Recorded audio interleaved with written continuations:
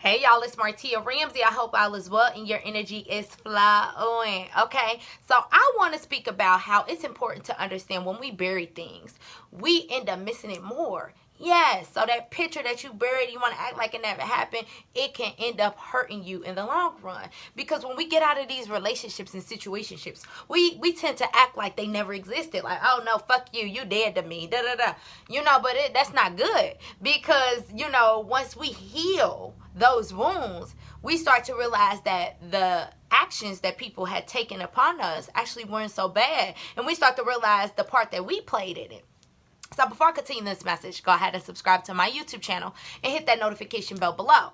So it's important that we understand that people are human just like us, and we all make mistakes. But it's not good to bury things. We have to acknowledge our emotions and understand that we are human. So continue over to YouTube to hear the rest of this message. So yes, I think it's very important that we actually remember those memories and be like, okay, yeah, I had fun with them, but it didn't work out. Because when we bury those emotions, or when we move on to the next person, we come to realize that we never really got over the person before then, just because we were trying to rebound them.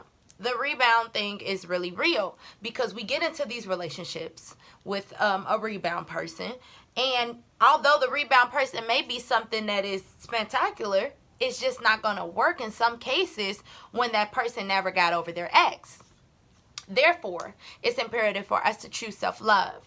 For example, after my last relationship, whatever it was called, I was like, you know what? I'm tired of this shit. Let me just focus on me. So I wrote my first book, The Guide to Healing While Walking in a Single Mother's Shoes.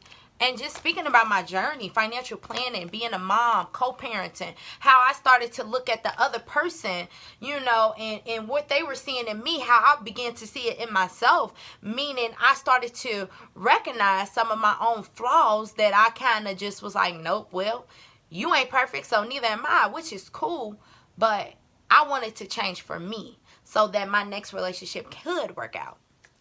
Can work out. So I just put a lot of time into myself and start dating myself. It's 3 years later. I'm still single. Do I have my lonely moments? Yes, absolutely. But I'm not settling for no one, and neither should you. So then I wrote my second book, The Anthology of a Misunderstood Heart, which is full of poetry. All of these books are available on Amazon.com. But I started to believe in myself. This is choosing self-love. I started choosing self-love because guess what? I choose me. I was burying memories. I was acting like people didn't matter just for them to end up mattering in the long term. So it's like, I started to go through a different type of healing all over again.